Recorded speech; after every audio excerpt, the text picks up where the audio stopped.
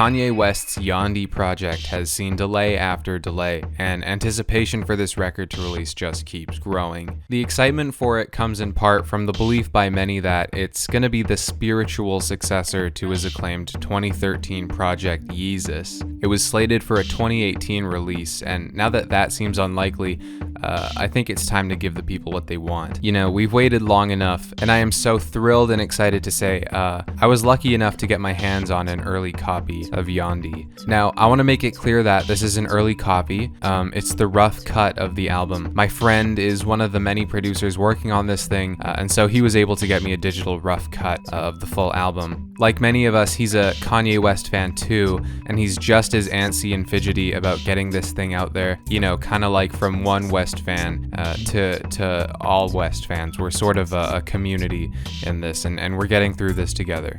Just like Yeezus, there are 10 cuts on this album, and it runs for 38 minutes in length. Again, pretty much similar to Yeezus, which had a runtime of 40 minutes. I'm only going to be playing a few seconds from each track so I don't spoil too much. Alright, so here goes track 1, Out of Sight. I'm Kanye West. I'm Kanye West. Here we go. I'm Kanye West. Out of sight. I'm Kanye West. I'm Kanye West. So yeah, this is pretty much everything you'd expect from a Kanye West album opener. It really sets the stage for some of the themes that are going to be explored in this project. And honestly, I think it's probably one of his strongest openings ever, even better than Ultralight Beam. You know, I love the aggressive and booming synths. The claustrophobic and compressed instrumental really kind of captures the vibe of Kanye West's ego crumbling, which is really the centerpiece of the lyrical content of this album. Alright, moving on to track 2, White Bone Arm. I don't need a theme song. I've chosen to pursue a life of asceticism and prayer. Okay, wow, and just another amazing track. It's kind of like the anti-black skinhead. That's kind of the general theme I'm noticing so far, and it's something we sort of predicted, you know, which is that Yandhi is really just the anti-Yeezus. You know, if we chart Kanye's ego on a line, it sort of has this rising and falling action, and Yeezus was really the peak of his ego. In his most recent project, Ye, we really saw Kanye take a step back and say, wow, you know, I was really kind of out here. And he reels it in, and Yandhi is just the complete rejection of all form of ego. Alright, next up is track 3, I Am Not a God. I'm not a god. I'm not a god. I'm not a god. I'm not a god. Just another consistent banger. This one goes hard. It's almost like listening to aggressive meditation. I love how metallic it sounds. I'm hearing a lot of influence from industrial music mixed with like traditional Tibetan ethnic music. Really interesting blending of worlds here. It's brave, and I really respect him for trying something new. Alright, track 4, No More Slaves. Yandhi ain't got no time to argue. Yandhi gon' be respected.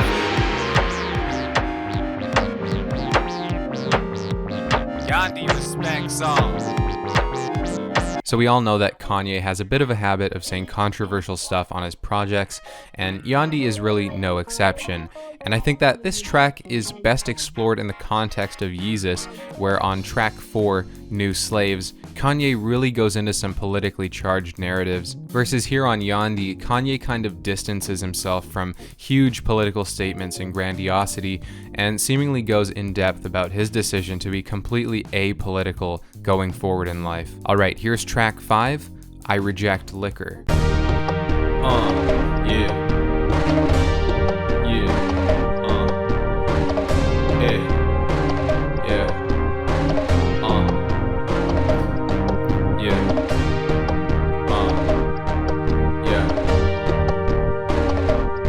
I'm sober. Okay, so this song really explores Kanye's decision to get his inner demons and self-control in check, using the rejection of liquor as a metaphor for the rejection of all vices, really. This all goes hand in hand with Kanye's new mentality and outlook on life, as he seemingly chooses to be a pious and chaste new man. I love the pulsating synths, the colorful and glistening glissandos, and the crisp and fresh drums. I can definitely hear a lot of people trying to emulate this sound in the future. Alright, next up we have track 6, I Respect Women. Damn, your brain very big, as I give you my full undivided attention, and I turn your sink on to pour you a glass of water, and you give me a respectful nod of mutual understanding that we both know I respect you as a woman. So as we all know, the original track 6 on Yeezus got Kanye into some hot water, and this is just a complete 180 on his attitudes towards women from that. We kind of saw this coming, as in Ye, he explored themes of fatherhood and how becoming a father of a daughter has changed him as a man and how he has erred. So this is really just the next logical step in that progression. It's solid. It's solid. Okay, track 7, Raking Leaves. I love my wife. She's the best. We understand each other. And I'm so glad I got married. It's been very fulfilling. So this is an interesting track. This is interesting. At first I was kind of put off by the almost spoken word delivery that Kanye gives on this track. However, as it progressed, I kind of got it. I still think this is one of the weaker cuts on the album, but I respect Kanye for giving us slam poetry of sorts on love and how love has shaped him as a person. Moving on to track 8, No More Guilt.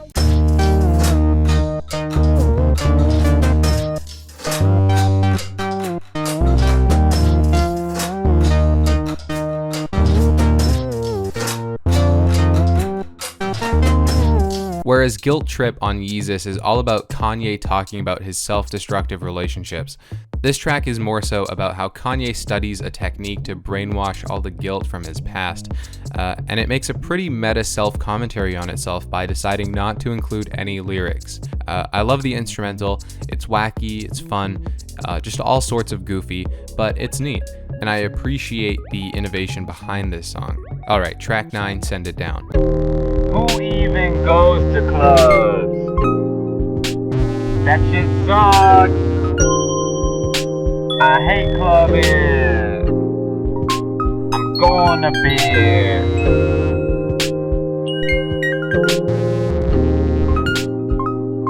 You know, I think Yandhi really falters a bit here.